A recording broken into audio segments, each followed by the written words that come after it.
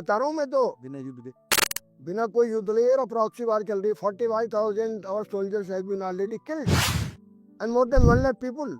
ये सरकार जो है बड़ी बड़ी दिव्य आग तीरी लगातार, लेकिन इसने आखिर किया क्या?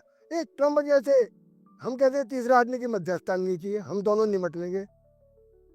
ट्रम्प ने हुक्म करा। हमारी गवर्नमेंट का कैरेक्टर देखिए ना आप।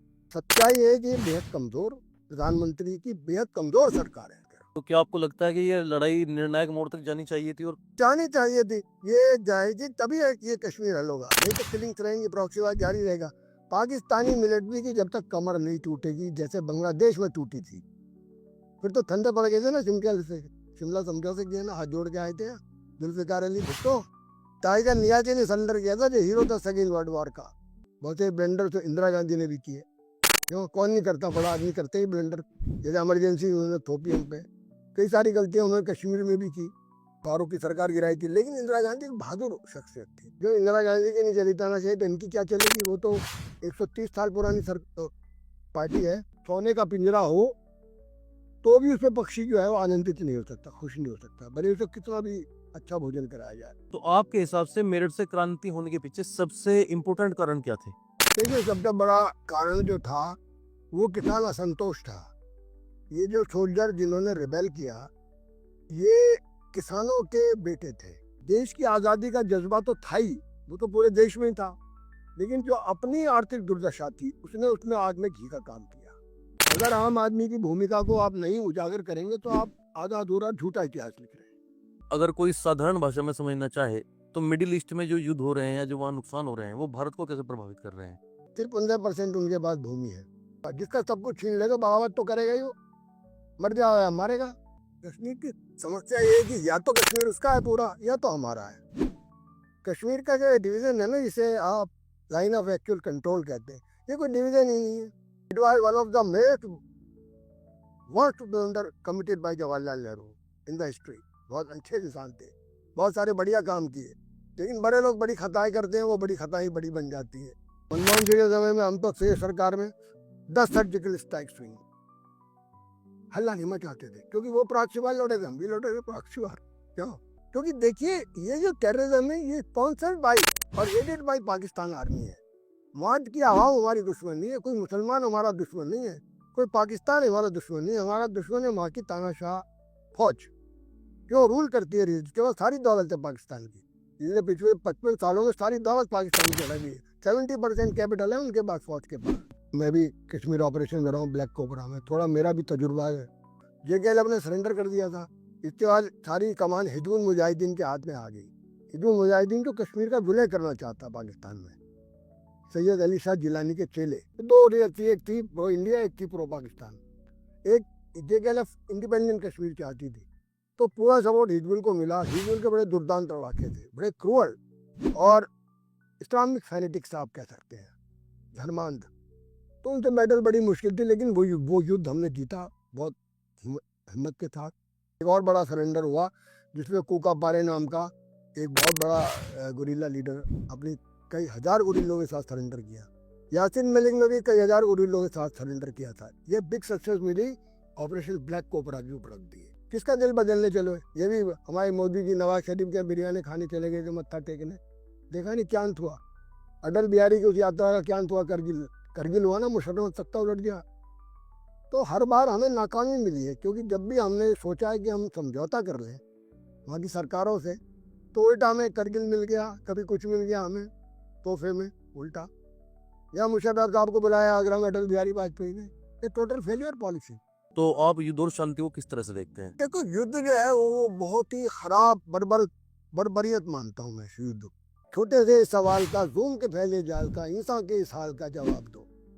दुनिया वालों, तुमने विजेताओं को देखा, देखा न मरते जवानों को, देखा नहीं इंसानों को, बनते कब्रिस्तानों को, तुमने विजेताओं को पूछा।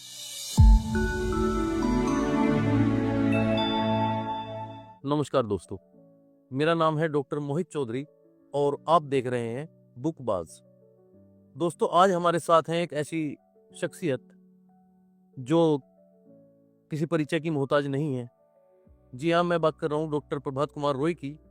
सर भूतपूर्व IAS ऑफिसर हैं, सर रॉ में भी काम कर चुके हैं, और 1857 की क्रांति पर सर की काफ़ी गहरी रिसर्च रही है और जो बड़े बड़े पत्रिकाओं में, बड़े बड़े अखबारों में सर के जियो पॉलिटिकल इशूज पर और विभिन्न राजनीतिक मुद्दों पर सर के आर्टिकल्स आते रहते हैं। तो सर स्वागत है आपका हमारे चैनल में, कैसे हैं आप? धन्यवाद।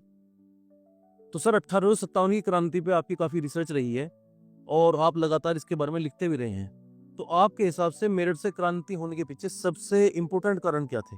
देखिए, सबसे बड़ा कारण जो था वो किसान असंतोष था। ये जो सोल्जर जिन्होंने रिबेल किया, ये किसानों के बेटे थे, उसी पृष्ठभूमि से आए थे किसानों की। और जिस तरह का रवैया किसानों के प्रति रहा, अंग्रेजों का लूट मार का, रेवेन्यूज का, माल गुजारियां लेने का, वो बहुत ही जालिमाना था। तो वहां से ये चिंगारी उनके दिलों में भड़क रही थी कि ये राज हमारे लिए नहीं है, ये विदेशी राज्य है, साम्राज्यवादी हमें लूटने के लिए आए हैं। क्योंकि गरीब हो चुका था बहुत किसान, इसलिए बहुत सारे बच्चे फौज में भर्ती हुए। बहुत सारी जो क्षत्रिय जातियां थी उनके बेटे तो योद्धा ही थे, सोल्जर्स थे। वो आए थे बहुत सारे क्षत्रिय पृष्ठभूमि से, जो सदियों से लड़ाकू जातियां थी देश की, जैसे राजपूत, यादव, जाट। खास तौर पर ये 3 जातियां जो थी, ये काफ़ी योद्धा जातियां थी और इनके बड़े पैमाने पर सैनिक जो थे वो ब्रिटिश फौज में आए। ये इनके जो माता पिता जो बैकग्राउंड था वो पीजेंट बैकग्राउंड था, किसान पृष्ठभूमि से आए थे। तो किसानों की दुर्दशा जब ये गांव आते थे छुट्टियां तो देखते थे, तो वो असंतोष का जन्म वहां से हुआ।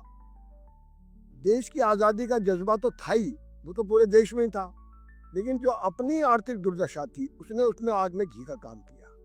दूसरा, जो राजा महाराजा थे उनके डलहौजी नीति के तहत, हड़पों की नीति थी ना, जिसका वारिस ना हो वो राज्य हड़प लेते थे अंग्रेज।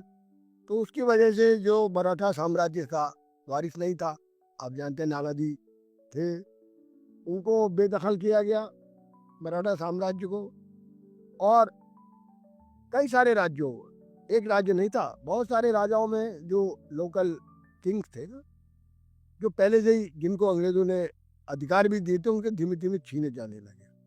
जैसे झांसी में क्योंकि गंगाधर राव के कोई पुत्र नहीं हुआ, उसने एक सन एडॉप्ट किया तो झांसी को भी अपने में मिलाने की कोशिश की।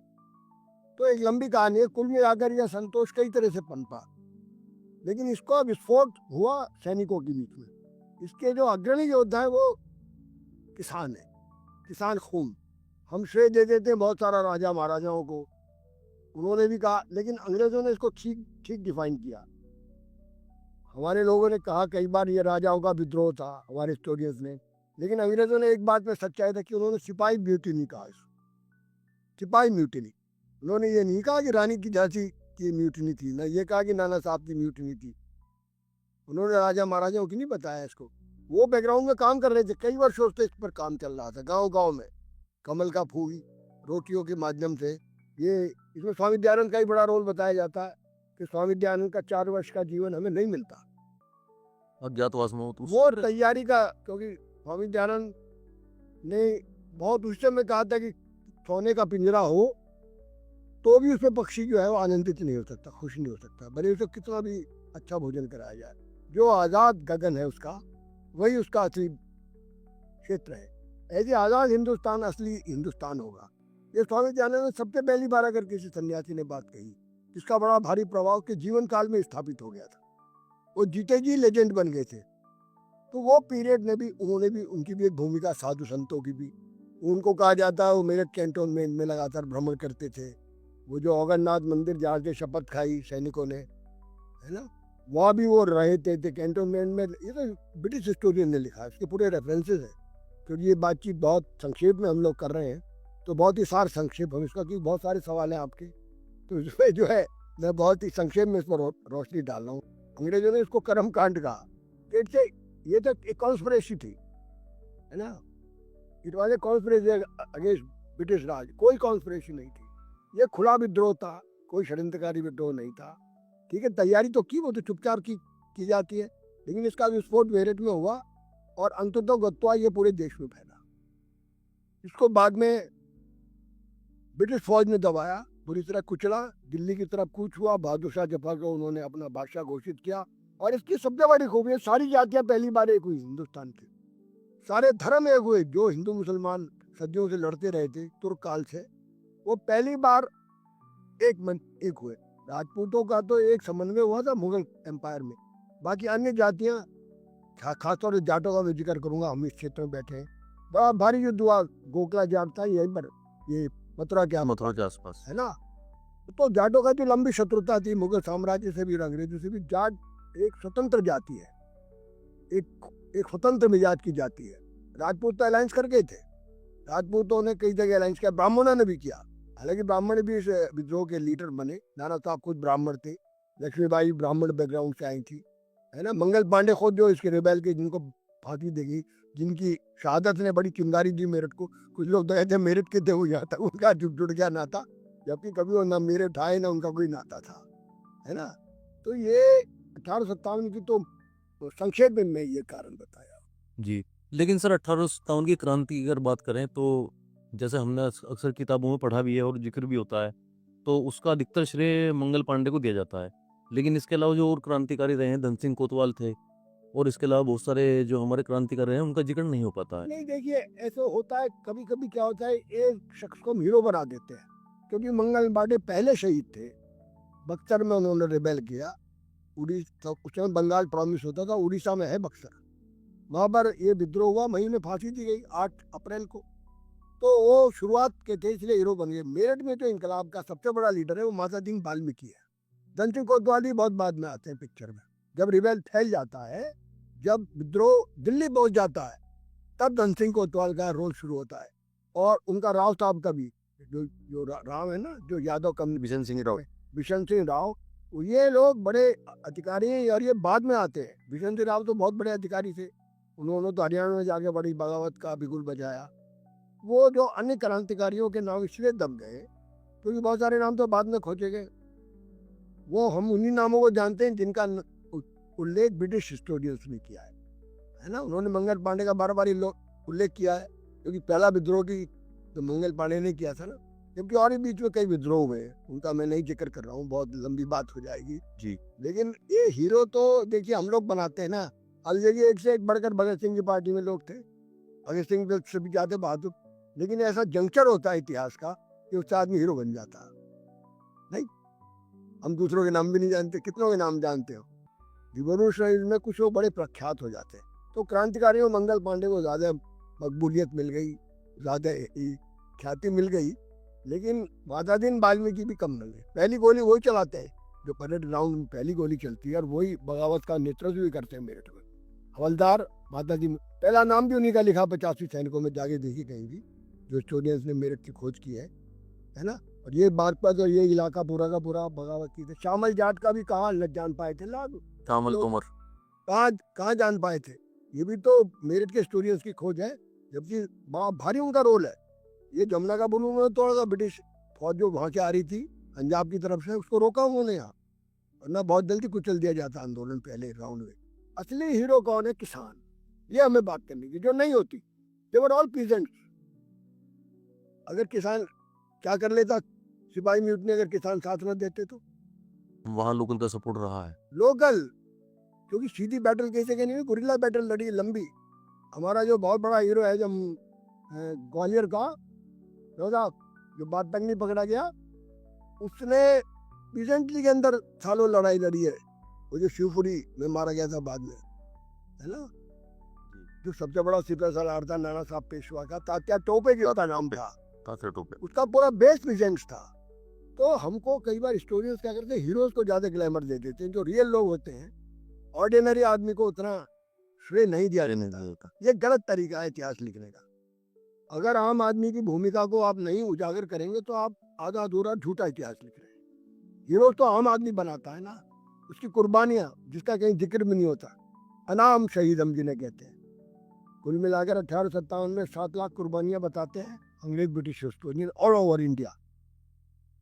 हमारा आंकड़ा 10 लाख का है जो इंडियन हिस्टोरियंस बताते हैं, क्योंकि बहुत सारे काउंट नहीं किया, फिर सरकारें तो छुपाती भी है।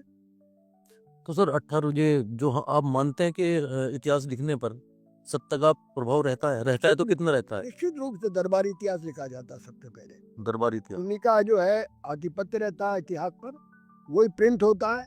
अब ब्रिटिश टाइम में तो कोई अभिव्यक्ति की आज़ादी थी नहीं, बिकॉज आपके इंडियन हिस्टोरियंस जो है कई टुकड़ा टुकड़ा में इंडिपेंडेंट इतिहास मिलता है हमें। एक हमने किताब पढ़ी आंखों देखा गदर, वो उस समय के समकालीन इतिहास था, किसी अजनबी ने लिखा जो आया था कहीं से, वो किसी बाद में किसी को मिल गया, किसी बड़े हिस्टोरियन को, उसने छापा वो, पर उसके लेखक का नाम आज तक नहीं जानते हम। ऐसी कोई पांडुलिपि मिल गई कहीं पढ़ी उनको किसी, जो छपी नहीं थी, उन्होंने छाप दी। मेरे पास है वो पांडुलिपि, मैं आपको दे सकता हूँ। आंखों देखा गदर। अभी जैसे दयानंद का ही मैंने जिक्र किया, इतिहास ने आइडेंटिफाई नहीं किया अभी तक ब्रिटिश हिस्ट्री। एक संत बताते एक साधु है जो घूम रहा है, ये तो बाद के लोगों ने आइडेंटिफाई किया कि वो साधु कोई नहीं हो सकता, सिर्फ स्वामी दयानंद हो सकते हैं, जो पूरे क्षेत्र के अंदर बहुत प्रभावशाली बन चुके थे बहुत जल्दी। काली पलटन से उन्होंने अपना अभियान चलाया। हाँ, ऐसा मतलब अभी ऐसा इसका कोई बहुत ठोस प्रमाण हमारे पास नहीं है। सर, विदेशी मामलों पर आप लगातार लिखते रहे हैं, तो अगर कोई साधारण भाषा में समझना चाहे तो मिडिल ईस्ट में जो युद्ध हो रहे हैं या जो वहाँ नुकसान हो रहे हैं, वो भारत को कैसे प्रभावित कर रहे हैं? देखो, ऐसा है, अब दुनिया एक ग्लोबल विलेज बन चुकी है। जब से ये ग्लोबलाइजेशन हुआ है ना, सब एक दूसरे को प्रभावित करते हैं, क्योंकि अर्थव्यवस्था अब एक दूसरे पर डिपेंडेंट है। भारत तेल नहीं पैदा करता, आप जानते हैं, बहुत कम तेल हम लोग अब प्रोड्यूस करते हैं, अपनी ज़रूरत का शायद 10%।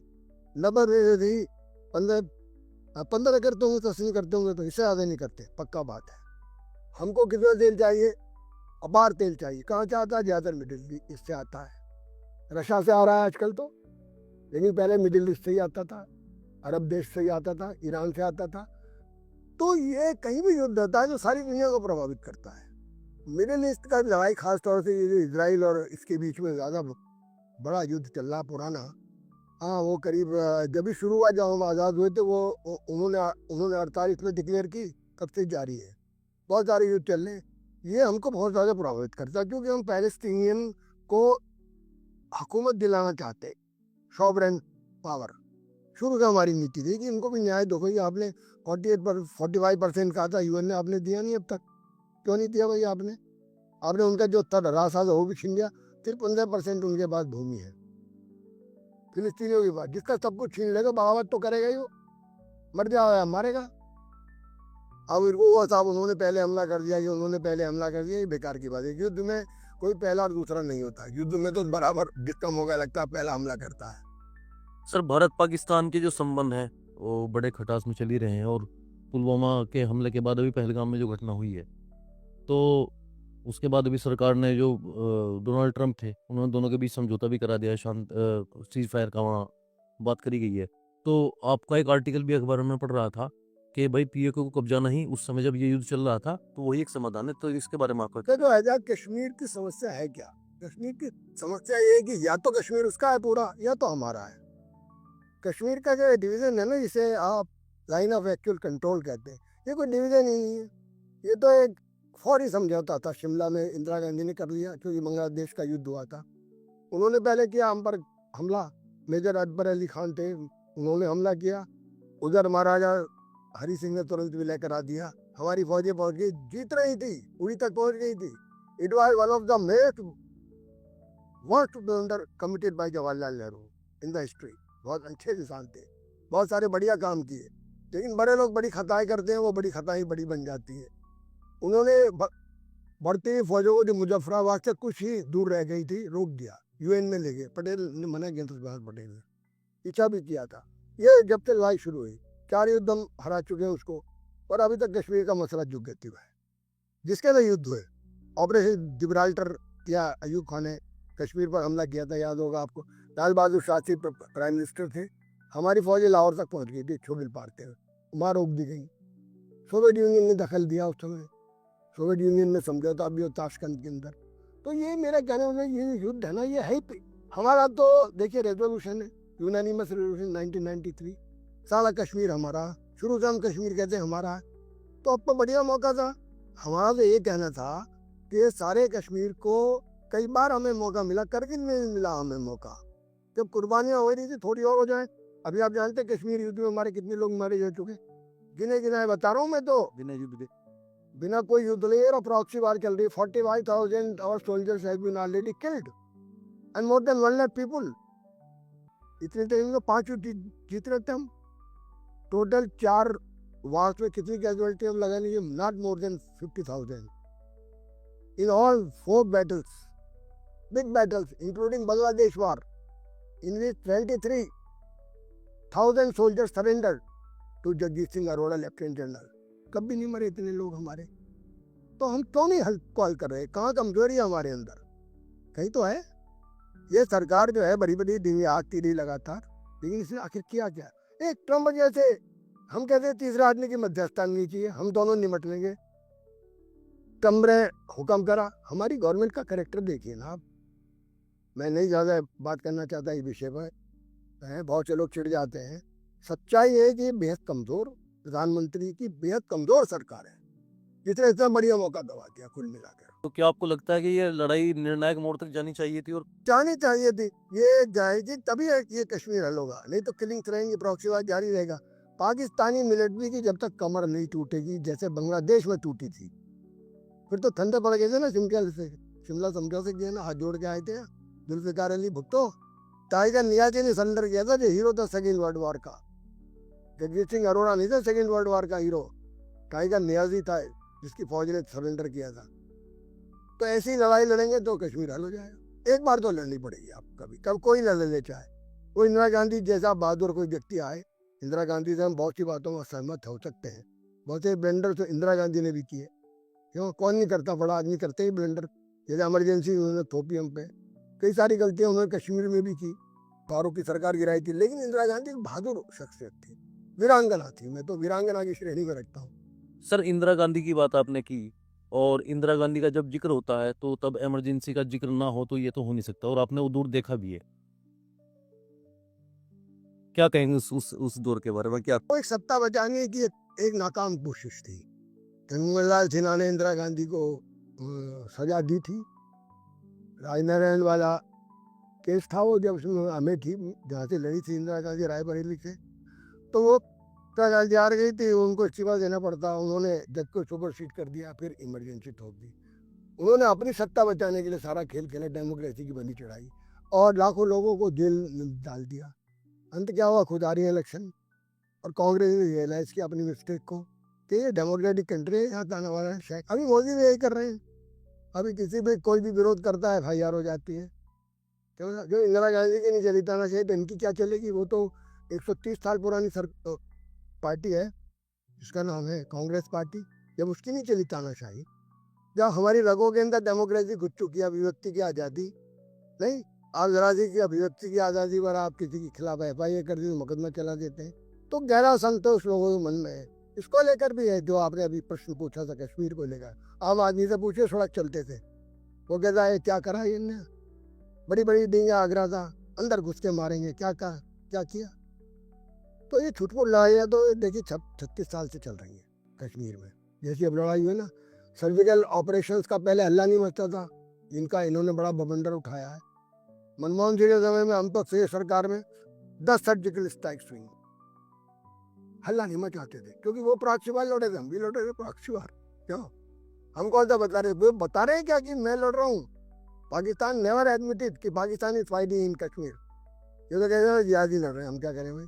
दैट डेज भाई, अभी देखिए मरे कितने लोग हमने मारे घुसकर, तो सारे फौजी ने कंधा नहीं दिया उन्हें, टेररिस्ट को, तो जाने माने ग्लोबल टेररिस्ट हैं। अभी आपने देखा तमाशा, प्रधानमंत्री मोदी ने भी जिक्र किया इस बात का, सही बात कही, क्योंकि देखिए ये जो टेररिज्म है ये स्पॉन्सर्ड बाई और एडेड बाई पाकिस्तान आर्मी है।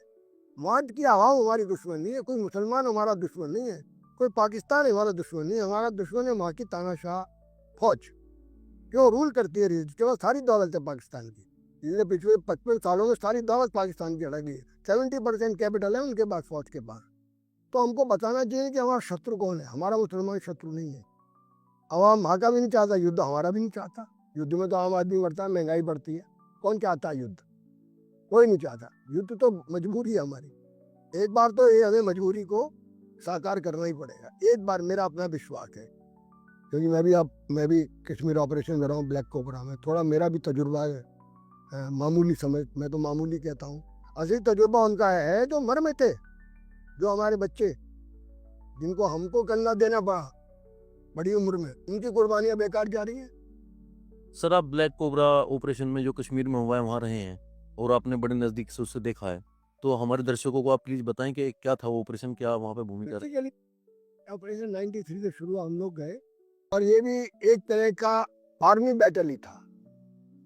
आर्मी बैटल ही था। ये युद्ध हमारे सैनिक लड़ रहे थे, क्योंकि पुलिस तो बुरी तरह नाकाम हो चुकी थी वहाँ।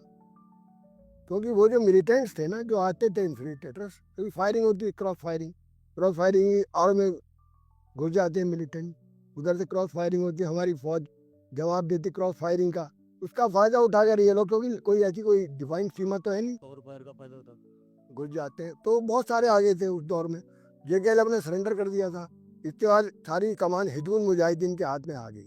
हिजबुल मुजाहिदीन को कश्मीर का विलय करना चाहता पाकिस्तान में, सैयद अली शाह जिलानी के चेले, जो हुर्रियत का चेयरमैन था ना, जिसकी मृत्यु हो गई। तो दो हुर्रियत थी, एक थी प्रो इंडिया, एक थी प्रो पाकिस्तान। एक जेकेएलएफ इंडिपेंडेंट कश्मीर चाहती थी, तो पूरा सपोर्ट हिजबुल को मिला। हिजबुल के बड़े दुर्दांत लड़ाके थे, बड़े क्रूअल और इस्लामिक फैनेटिक्स आप कह सकते हैं, धर्मांध। तो उनसे बैटल बड़ी मुश्किल थी, लेकिन वो युद्ध हमने जीता बहुत हिम्मत के साथ, और करीब करीब सफाया कर दिया। 96 में तो इलेक्शन करा लिए थे हमने। या आप देखिए, इलेक्शन तो जब ही होंगे जब सफाया हो जाएगा। बड़ी हद तक सफाया की। उसमें एक और बड़ा सरेंडर हुआ, जिसमें कूका पारे नाम का एक बहुत बड़ा गुरिल्ला लीडर अपनी कई हजार गुरिल्लों के साथ सरेंडर किया। यासिन मलिक ने भी कई हजार गुरिल्लों के साथ सरेंडर किया था। ये बिग सक्सेस मिली, ऑपरेशन ब्लैक कोबरा की उपलब्ध दी। ये दम दी। फिर अटल बिहारी आ गए पावर में, आपको पता है। या और लोग आए, लुजबुल सरकारें आती रहीं हैं, कई पार्टियों की। तो हमारी नीति में थोड़ा सा शिथिलता है इस नरसिम्हा राव के बाद। फिर गुजराल साहब आगे, उन्होंने नई थ्योरी पाकिस्तान डॉक्ट्रिन दे दी। वो भी दिल बदलने चले थे अटल बिहारी वाजपेयी की तरह। अरे दिल किसका बदलेगा? आम आदमी का तो दिल बदला हुआ है। फौज का बदलो ना, वो बिना हारे नहीं मानेगी। एक बार उसको फाइनल डिफीट देनी पड़ेगी। किसका दिल बदलने चलो? ये भी हमारे मोदी जी नवाज शरीफ के बिरयानी खाने चले गए थे मत्था टेकने, देखा नहीं क्या अंत हुआ। अटल बिहारी की उस यात्रा का क्या अंत हुआ? करगिल हुआ ना, मुशर्रफ सत्ता उलट गया। तो हर बार हमें नाकामी मिली है, क्योंकि जब भी हमने सोचा है कि हम समझौता कर लें वहाँ की सरकारों से, तो उल्टा हमें करगिल मिल गया, कभी कुछ मिल गया हमें तोहफे में उल्टा। या मुशर्रफ साहब को बुलाया आगरा में अटल बिहारी वाजपेयी ने। ये टोटल फेलियर पॉलिसी। तो इसलिए हमारी जो पॉलिसी कश्मीर की है, वो बहुत ही दोहता पॉलिसी में ही कहता हूँ सरकारों की। एक व्यक्ति की पॉलिसी ने सही काम किया, वो थी नरसिम्हा राव, जिसकी अर्थी को नहीं घुसे थे कांग्रेस ने अपने ऑफिस में। ये आप देखिए, अभी आपने कहा ना कुछ लोगों को क्रेडिट मिल जाता है, कुछ अच्छे लोगों को क्रेडिट मिलता भी नहीं है अच्छे कामों का। पंजाब उन्होंने हल किया, नहीं ज़्यादा इंटरफियर करते थे, कहते I want result only. Narasimha Rao का जिक्र भी कांग्रेस नहीं करती, कभी करती है क्या? इससे काट दिया। तो सच्चाई को बयान करना बहुत मुश्किल है, क्योंकि कहीं ना कहीं फायदा लेने के लिए लोग बात करते हैं। अभी किसी को कांग्रेस से फायदा लेना है, किसी को बीजेपी से लेना है, क्यों था? तो उसी की भाषा बोलेंगे ना। हम क्यों बोले? आप क्यों बोलो? आप पत्रकार हो, क्यों बोलोगे आप उसकी भाषा? क्यों था? आप तो सच बताओ ना। जो लोगों को सच पता नहीं है, वो है रियल जर्नलिज्म में। तभी फायदा है इसके, आपके इस पॉडकास्ट का, कि आप सच बयान करें लोगों के सामने। 1857 का भी सच बयान करें, कश्मीर का भी सच बयान करें, तब तो लोग सुनेंगे। सर, आपका साहित्य से भी काफी जुड़ाव रहा है, और एक टोल्स्टॉय की एक बुक है वार एंड पीस, तो बनी है। बहुत ही उम्दा लिटरेचर है वो। तो आप युद्ध और शांति को किस तरह से देखते हैं? देखो, युद्ध जो है वो बहुत ही खराब बर्बरियत मानता हूँ मैं युद्ध। युद्ध सिविल लोगों का काम नहीं है। सिविल जब भी युद्ध किया, बर्बर लोगों ने किया, बर्बर आक्रमण किए हैं। कहीं भी आप देखिए, तुर्क ने हम पर आक्रमण किया। तुर्क एक बर्बर जाति थी। हम लोग एक अच्छी जिंदगी जी रहे थे, हिंदुस्तान के लोग शांतिपूर्ण जिंदगी। हमने किसी पर हमला नहीं किया। हमने इतिहास में सदा प्रतिशोध तो लिए। अभी भी देखिए, हमला कहाँ हुआ? पहलगांव में। हमने हमला नहीं किया। कहीं भी आप पूरा इंडियन हिस्ट्री को अब स्टडी करो, हमारे खून में हमला नहीं है। लेकिन युद्ध हमें भी लड़ने पड़ते हैं ना, शांति की खातिर। एक बहुत बढ़िया नज़र है साहिल लुधियानवी की, मुझे थोड़ी सी याद है। युद्ध टैंक आगे बढ़े के पीछे हटे, टैंक आगे बढ़े कि पीछे? पीछे बोल मान धरती के गोद देती है। जीत का जश्न हो कि हार का सोग, जिंदगी मैयत होकर होती है। जो लोग मरते जब बांग्लादेश वार हुई तो उसमें भी एक बड़ा सुंदर गीत लिखा गया, छोटे से सवाल का जूम के फैले जाल का इंसान के इस हाल का जवाब दो। दुनिया वालों, तुमने विजेताओं को देखा, देखा न मरते जवानों को, देखा नहीं इंसानों को, बनते कब्रिस्तानों को, तुमने विजेताओं को पूछा। जो आपने कहा ना विजेता पूछे, नेपोलियन वाज रेवर्ड। तो जो विजेता है वो तो लाखों लोगों की लाशों पर चढ़कर बनता है। जब लाखों लोगों का अंबार लगता है तो युद्ध कोई अच्छी चीज नहीं। ये बात टॉलस्टॉय ने लिखी, जिसके आपने तो फिल्म भी बहुत बढ़िया बनी, आप देखिएगा, मैंने देखी फिल्म को, बस 5 घंटे की फिल्म है, वॉर एंड पीस, शायद आपने देखी होगी, जरूर आप भी देखिए, जिन्होंने ना देखी हो बताइए अपने बच्चों को किस कदर उन्होंने कंडम किया है वार को। और ये वार जब तक जारी रहेंगी जब तक आदमी के मन में लालच है, जब तक इंसान के दिल में समझे हवस है, लालच है, दौलत का नशा और लालच है। दौलत के लिए तो अंग्रेज आए थे यहाँ कंपनी बना के। जब तक इंसान के दिल में दौलत का नशा और लालच है, ये दुनिया जहन्नुम ही रहेगी। ये आज भी सच, कल भी सच है। ये दुनिया जहन्नुम ही है। अब गाजा में क्या है, बच्चे मरे, 50,000 मार दिए। वो आदमी है गुरीले, वो तो चले गए टनल से, सीरिया और जने कहाँ जहाँ से लगी है टनल्स। कौन मरा गाजा में? जो नेतन्याहू को आपने हीरो बना दिया, मोदी जी बड़ा गुणगान करते रहे, माफ करना। तो युद्ध बहुत खराब चीज है। जो युद्ध नहीं लड़ते हैं ना, वो बड़े युद्ध की स्टोरी समझते हैं। मजा आता है पिक्चर देखने में, दूर से मजा आ रहा है कश्मीर में। लेकिन जिनके बच्चे युद्ध में जाते हैं उनके घर वालों से पूछिए, आप कह दो, बहुत लोग गाँव के होंगे आर्मी में, उनके घर वाले ग्रामीण पृष्ठभूमि से जुड़े लोग हैं। तो मैं ये कहना चाहता हूँ कि युद्ध शुड बी कंडम। लेकिन जब तक आदमी के दिल में हड़प लो, ये हड़प लो, ये पैसा ले लो। किसने जन्म दिया युद्धों को? सामंतवाद ने। सिकंदर ने सारी दुनिया पे कब्जा करना चाहा, नेपोलियन ने सारी यूरोप पे कब्जा करना चाहा। क्रांति पुत्र था, वो क्रांति का भक्षक बन गया, राजा बन बैठा खुद। जिस राजा को मिटाकर फ्रेंच रिवॉल्यूशन हुआ था, क्यों? वो खुद बादशाह बन बैठा। तो मेरे कहने का मतलब है, ये युद्ध की दास्तान जब से चली आ रही है, ये लाखों करोड़ लोग मारे गए, ये तेरी दास्तान। सर, एक आईएएस अधिकारी रहते हुए आप अलग अलग प्रदेशों में, अलग अलग जिलों में आपने काम किया है, तो कभी क्या ऐसी स्थिति पैदा हुई है कि किसी पॉलिटिकल लीडर से आपको तनाव की स्थिति का सामना करना पड़ा हो? अब ये सवाल आपने बड़ा जटिल कर लिया मुझसे। मेरा सदा पॉलिटिकल लीडर से तनाव रहा, एक से नहीं रहा। मैं मध्य प्रदेश में आया तो अर्जुन सिंह था, क्योंकि हमारी राजनीति का अपराधीकरण हो चुका है। Our politicians are sheltering criminals. Arjun Singh was also doing the same thing.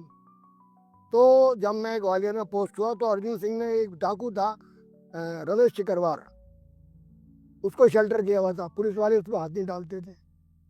तो एक करेक्टर थे मेरे, वहाँ पर नया पोस्टिंग था मेरा, मैं deputy collector, Vijay Singh, Thakur Vijay Singh, LP Singh का बेटा था, गवर्नर रहे, वो डिप्टी कलेक्टर है। हाँ, मैं पहला तो वही मिलता ना, असिस्टेंट कमिश्नर कहते हैं उसको।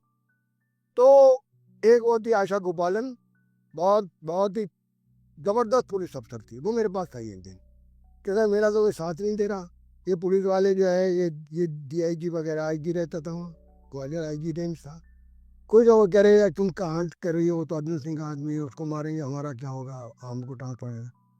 वो तो मेरे समझ में आया, पहले आई वाज शॉक्ड, ये dacoit can be sheltered by a politician, simple. मैंने चलो हम तुम्हारे साथ में विजय सिंह के पास ले गया। मैंने अब प्रशासन साथ देगा तुम्हारा, पुलिस साथ नहीं देगी, और हम कहीं से भी कोई मदद लाएंगे, ऐसे लाएंगे जैसे पीएससी होती ना, हम लोग बेसब लाएंगे। साले छोटा सा गैंग था, से बच्चे किडनैप कर लिए थे, छोटे छोटे बच्चे। खैर वो लंबी कहानी है, वो हमने मार दिया। मारा की ना, मतलब पुलिस का ही रोल मेन था, हम लोग तो मदद करने वाले थे, क्योंकि हम तो सिर्फ ऑर्डर ही करते हैं, टेंशन नहीं करते हैं पुलिस की कार्रवाई को, खुद तो बंदूक हाथ में लेके लड़ते नहीं है सिविल सर्वेंट। लेकिन ये पहला ऐसा वाकया था जिसने मुझे बहुत दुख पहुंचाया। और मैं फिर कई डिपार्टमेंट में मैंने काम किया है, नारकोटिक कंट्रोल ब्यूरो में भी रहा मैं, कस्टम एक्साइज में भी मुझे भेज दिया एक बार, जाइए, मतलब पनिशमेंट पोस्टिंग्स कहते थे। एक बार नक्सल एरिया में भेज दिया। तो मेरे को लेकिन एक बहुत अच्छा पॉलिटिशियन मिला, वो मोतीलाल वोरा, उसी कांग्रेस में, जहाँ अर्जुन सिंह थे। कांग्रेस में अच्छे भी लोग होते हैं, हर पार्टी में बुरे लोग भी होते हैं, पावर में कौन रहता है। तो उन्होंने कहा मुझको एक बड़े, उसने बांध दिया था, उसके ऊपर डाल दिया था, रेलवे पटरी पर बांध कर, जब ही वाज एमएलए, छोटा सा अखबार निकालते थे वो लोग, एमएलए थे। फिर क्या होता है एमएलए की हस्ती, कुछ नहीं। वहाँ एक बड़ा बड़ा दुर्दांत माफिया था, उसने शरण दी थी जनरल वैद्य के हत्यारों को। वो इनको शेल्टर करता था पंजाब के जो खालिस्तानी टेररिस्ट थे। तो उसने कहा यार ये बड़े बदमाश हैं। मैंने कहा बदमाशों को निपटाने आए हम तो यहाँ, हमने कहा और क्या करने आए। खैर वो तो एक लंबी कहानी है। कुल मिला के हमने उसको भी मारा। तब भी कांग्रेस के लिए बड़ी खलबली मची, क्योंकि कुछ सेंटर के लीडर उनको शेल्टर करते थे क्रिमिनल स्कूल में। नाम अपराधीकरण Vidyachandra Shukla was sheltering them. He was out from Raipur. ये लोग भी रायपुर के थे। मैं क्या कहानियां बताऊं आपको इनकी। बाद में कितनी बुरी मौत हुई विद्याचंद्र शुक्ला को, नक्सलाइट्स ने किस तरह मारा। यही मिला सबको फल। ऐसा नहीं है नरक स्वर्ग कुछ देखा किसने। हम तो यही देख रहे, जन्नत और यही देख रहे दोस्त। क्यों साहब। तो इसलिए मेरे बड़े कटु अनुभव हैं। इसके बाद लंबी कहानी है, मैं नहीं इसको ज़्यादा जाना चाहता, बस दुख की दास्तान है। सर आपके समय में दिल्ली चलाया पंजाब, ऑपरेशन ब्लैक थंडर में मुझको जूलियो रिबरो ने टीम बनाई। तो मैं भी परेशान था वहाँ की ज़िंदगी से। जो था मरना यहाँ भी मरना वहाँ भी, वहाँ तो शहीद भी नहीं कहलाते, यहाँ मरते शहीद तो कहलाते। शहीद से दर्जा मिलता क्योंकि it was war against terrorism. क्यों था आपने वहाँ तो कोई दर्जा देता नहीं। कितने कलेक्टर मार दिए आपको पता है, कितने एसपी मार दिए अब तक। क्यों था कितनी लंबी कहानी आप जानते हो। वो ये एसपी मारा था अभी पिछले कुछ दिनों में, लड़का ही था बेचारा चला गया ज़्यादा जोश में, छोटी उम्र का था। ऐसे ही था जैसा ये बैठा है डॉक्टर हमारे सामने। तो डॉक्टर था आगे IAS में। IAS नहीं अब किया उसने मूर्ख ने, IPS बन गया। कुछ तो रखता ना वर्दी में दम है। लोग फौज में चले जाते हैं 3 नौकरी छोड़कर। मारा गया, वो चला गया उनको माफिया, खदान माफिया को पकड़ने, मार डाला उसको। तो मैं बहुत सारे उदाहरण बता सकता हूँ, लेकिन हम किस्मत से आप जैसे साथी थे वहाँ जो मदद करते थे। फिर पंजाब में हम आ गए। पंजाब में तो मेरा बॉडी घायल हुआ। और क्या हुआ था पंजाब? ऑपरेशन ब्लैक थंडर था ना वहाँ, जिसमें के ऑपरेशन ब्लू स्टार तो फेल हो गया था, उसमें टैंक उतार दिया था। Then Ribeiro was sent to handle the situation. Julio Ribeiro शेर मिला गिल को। कहते हैं ना आप कई बार रियल हीरो ही रह जाते हैं। Real hero of Punjab police is Julio Ribeiro, still is alive. एक गिल को तो जैसे फल खाने होते हैं ना, पेड़ कोई लगाता है फल कोई खाता है। Real battle was fought. उसने प्रमोशन का एक नया सिलसिला शुरू किया। जो एक टेररिस्ट को मारेगा खालिस्तानी, उसको एक प्रमोशन। हमारे सामने एक सिपाही को हमने SP बनते देखा, मैंने अपने सामने 5 साल में। हालांकि उसके परिवार को मार दिया था खालिस्तानियों ने। तो ये जो अब बाद में उन पर ह्यूमन राइट पे मुकदमे चले। ये तो देखो हमारे जजेस को देखो, जो जजेस कांपते थे टेररिस्ट के नाम पे, हिम्मत नहीं थी वो ह्यूमन राइट में उनको हमारे सिपाहियों को सजा देने, हमारे पुलिस के सिपाहियों को। CRPF के लोग थे उसमें। CRPF हाँ मिलिट्री ने उतारी थी हमने मिलिट्री में। वहाँ पर अल्टीमेटली थी कम्युनिटी सपोर्टेड। वो भी प्रेजेंट कम्युनिटी थी, इसको श्रेय नहीं दिया गया। मैंने अपने लेखों में दिया। मैंने सैकड़ों लेख लिखे पंजाब पर, आप चाहें तो मैं दिखा सकता हूँ। मैं चाहता हूँ एक बुक आए, उस पर आप लोग मदद करोगे तो आएगी भी। कश्मीर में मैंने बहुत आर्टिकल लिखे, वो तो शायद आप लोगों ने देखे होंगे, तो बहुत बात का पीरियड है। लेकिन पंजाब वाले आर्टिकल मैंने एक एक संगवा के रखा है। वो मैंने हिंदी में भी लिखे। लोग मैं अंग्रेजी में लिखता था पहले, हिंदू में। लेकिन मेरे को कृष्ण किशोर पांडे नाम का एक जर्नलिस्ट मिला जो हिंदुस्तान टाइम्स का रियल एडिटर था। मृणाल पांडे का नंबर 2। मृणाल बात तो ग्रुप एडिटर थी। तो आप हिंदी में क्यों नहीं लिखते, लोगों को पता लगेगा। Then I started writing. मैंने पहला आर्टिकल ही पंजाब पे लिखा, फुल पेज आर्टिकल। मैंने सब एक एक रखा हुआ है, छलवा दे। उसको लेमिनेट भी अपने हाथ से किया है, क्योंकि कागज जो गल जाते हैं अखबार के। मैंने कभी लोग जानेंगे पंजाब के बारे में कि रियल बैटल क्या है। रियल बैटल तो असली किसानों ने लड़ी है वहाँ। पुलिस क्या कर लेती, पुलिस तो कुछ नहीं कर पाई। 1979 में लड़ाई शुरू हुई, हमको सक्सेस कब मिली, जब प्रेजेंटली हमारे साथ आई 90 में, जब बेल सिंह बना वहाँ, जब इलेक्शन हुए वहाँ, जब नरसिम्हा राव प्राइम मिनिस्टर बना। मैं फिर कहता हूँ नरसिम्हा राव क्रेडिट दो। अगेन पूछते नहीं थे वो। या तो राजीव गांधी रोज दरबार ले आते थे, क्या हुआ पंजाब में, क्या हुआ पंजाब में। अरे प्राइम मिनिस्टर क्या जाने, जाके पूछो सिपाही से। अभी मोदी का जाने कश्मीर में क्या हो रहा है, पहुंच जाए, जब हो जाए जश्न करने, आए tata bye bye. Bloody nonsense भाई। ये अब जो रह रहे हैं उनका दर्द वही जाकर रहो ना। चले गए बिहार, वहाँ हमला हो रहा है, इलेक्शन बुलाने गए थे, जाना चाहिए था कश्मीर फॉरन विक्टिम्स के पास, जो मर रहे तो अस्पताल में देखने जाता। और ये बात कह दो FIR हो जाएगी, तुम पे भी हो जाएगी, मुझ पे भी हो जाएगी। पता कुछ नहीं कितना FIR हो जाए सच बोलने पे आजकल। पाप कर रहा मुझे, हम तो तैयार बैठे, हमसे पहले फरारी भुगत चुके, हमें डर नहीं है कोई। तो सर आप अलग अलग पत्रिकाओं में, अलग अलग अखबारों में आप लिखते रहे हैं, तो आपके फेवरेट लेखक कौन है? देखो मेरा सबसे बड़ा लेखक, मेरा फेवरेट स्वामी दयानंद है। मुझे सत्यार्थ प्रकाश को आपको मुझे वाणी सुना सकता हूँ। पहला जो मुझे ज्ञान मिला, बचपन में मैं आर्य समाजी परिवार में पैदा हुआ। मैं शायद क्रांतिकारी भी विचारों का आर्य समाज की वजह से बना, क्योंकि जो बहुत बड़े क्रांतिकारी थे, शिव वर्मा भगत सिंह के साथी थे, उनसे सीनियर से पार्टी, वो मुझको एक आर्य समाज के सम्मेलन में मिले थे। हमने उनको किताबों में पढ़ा था, साक्षात नहीं देखा था। वो पहले ऐसे शख्स थे जो उनको हमने साक्षात देखा और मिले। उन्होंने बहुत सारे क्रांतिकारियों से मिलवाया। हम भी क्रांतिकारी 100 काल बन गए, पूरे तो नहीं कह सकते, आधे अधूरे ही बने। चुपचाप थे, बालाजी थे, लेकिन हिंदू आंदोलन में लोहिया जी ने मैं बड़ा प्रभावित किया। लोहिया की पुस्तकों से मैं बड़ा प्रभावित हुआ। प्राइमरी बता, डॉक्टर लोहिया का एक एक किताब मैंने पढ़ी है। I was highly impressed. Satpal Malik हमारे मित्र बन गए, 11वीं क्लास में थे, इंडिया आंदोलन चला, हम जेल वेल भी गए। लोहिया जी की आप पढ़िए किताब, गांधी और मार्क्स की, आपके आंखें खुल जाए। मार्क्स अद्भुत किताब लिखी, शायद इतना। फिर मुझको नरेंद्र देव की किताब सतपाल मलिक ने दी, उसका मैं जरूर जिक्र करना चाहूँगा, मैं उनका धन्यवाद भी करता हूँ। उन्होंने एक किताब लिखी, socialism, nationalism and socialism in India, wonderful book, अंग्रेजी में दी। मांग रहा था मुझसे, मैंने कहा भाई ये नहीं दूंगा, ये तो मेरे लिए बिल्कुल दास कैपिटल है, मेरे को दास कैपिटल क्या समझ में आएगी, मैं अनपढ़ आदमी, छोटा था उस समय। एक उन्होंने मुझे किताब दी, फ्रेंच रिवोल्यूशन से दगा कर सकता हूँ, उल्टा था, डेनियल कोन बेंटिक में। उससे जाके मिला जर्मनी में, जब मुझे मौका मिला कि मैंने जर्मनी की यात्रा की पहली बार, मैं डेनियल को ढूंढा, फ्रांस से उसको निकाल दिया गया था, वो एक्चुअल लीडर था फ्रांस में। उसके किताब थी रूली का अर्थ है डिस्ट्रॉय कैपिटलिज्म, नष्ट करो समाज, पूंजीवाद करो। फ्रांस बड़ा क्रांतिकारी देश थे, पहला कम्युनिस्ट रिवोल्यूशन फ्रांस ने किया था, सोवियत रूस ने नहीं किया था, याद कीजिए 1871 पेरिस कम्यून। तो ये कुछ ऐसी पुस्तकें हैं जिन्होंने हमारे चरित्र का निर्माण किया। वैसे तो बहुत पढ़ा हमने, अभी हमारे पास 10,000 किताबें हैं। अभी इस समय बहुत सारी जीवियाँ पढ़ता हूँ मैं तो आजकल। मैं कहता हूँ विचार तो बदलते रहते हैं, लेकिन जिंदगी से बड़ी कोई विचार नहीं है धरती पर। लोहिया को के विचारों मत पढ़ो, हो सकता है आपको समझ में ना आए। लोहिया की जिंदगी को पढ़ो ना, क्यों था, क्या इंसान था वो, चाहता था जब भी फॉरेन मिनिस्टर बनता था। जेपी की जिंदगी पढ़ो ना, जेपी तो आज एक टोटली फेल है पॉलिटिशियन, लेकिन कितना बलिदानी था।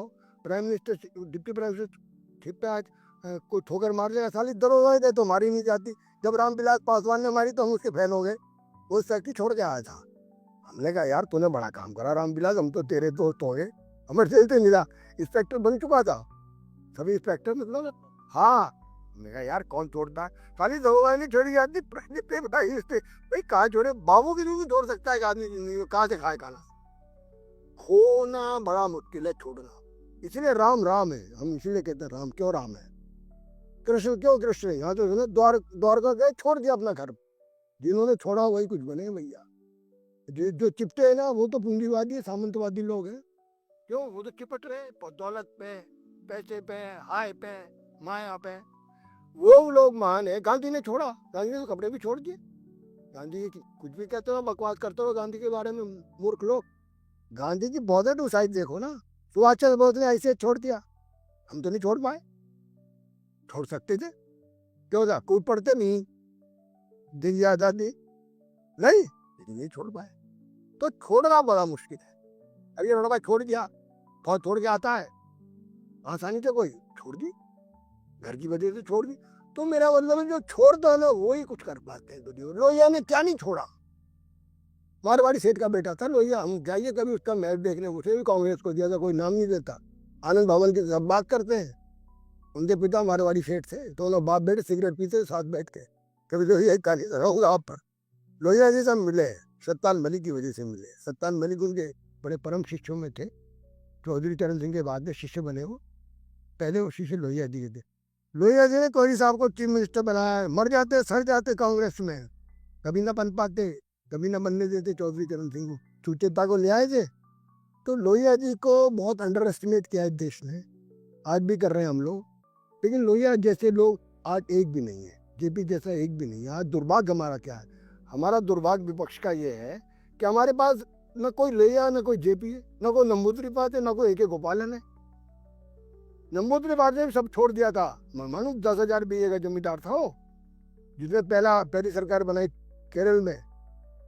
10,000 बीघा क्या होता है अंदाजा लगाइए, सब बांट दी थी किसानों में। तो जो छोड़ते हैं त्यागते हैं वही कुछ बन पाते हैं। एक पुस्तक और पढ़नी चाहिए मेरे कहने से सब नौजवानों को उनकी जवानी जिंदा हो जाएगी। जो मर गई ना जवानी, आज तो है ही ना जवानी, कहाँ दिख रही है? हैं? सब उदास रूह घूम रही है। कौन सी बुक थे सर? भगत सिंह और साथियों के दस्तावेज।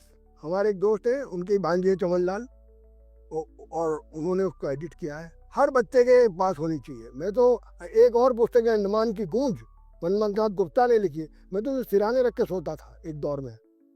अंडमान में जो सच यातनाएं मिली, कहाँ जानते? फांसी लगना बड़ा आसान है, फांसी पे लोग लटक भी जाते हैं जिंदगी से हार कर, गोली मार लेते हैं। वो की बहादुरी नहीं है। असली बहादुरी है कष्टों को सहते हुए जीना, जीने की ललक और उद्देश्य को छोड़ना। भगत सिंह ने कहा था शिव वर्मा भाई, ये बात आखिरी जो उन्होंने हाथ मिलाया, मेरा क्या, मैं तो कल मुक्त हो जाऊंगा, जिंदगी तो तुम्हारी मुश्किल होगी। कहते उन्होंने 22 साल 23 साल। तो ये किताबें मैं रिकमेंड करता हूँ। जी सर, बहुत बहुत शुक्रिया आज हमसे बात करने के लिए और अपना कीमती वक्त देने के लिए। और सर, क्या हमारे आपसे अपील है कि हमारे जो दर्शक हैं और आपके जो फॉलोअर्स हैं, आप एक बार कैमरा में देख करके आप उनसे बताएं कि हमारे चैनल को बुकबाज को सब्सक्राइब करें और फॉलो का बटन जरूर दबाएं। हाँ देखिए, मेरी अब सब साथियों से, खास तौर से नौजवानों से वही उम्मीद है इस मुल्क की, वो बुकबाज चैनल को सब्सक्राइब करें और फॉलो करें और लाइक करें। तो मुझे उम्मीद है आपको बहुत सारी अच्छी जानकारियाँ, शानदार इंटरव्यू उसमें ज़रूर देखने को मिलेंगे। इससे आपका चरित्र भी बनेगा, जीवन भी बनेगा। शुक्रिया। Thank you sir.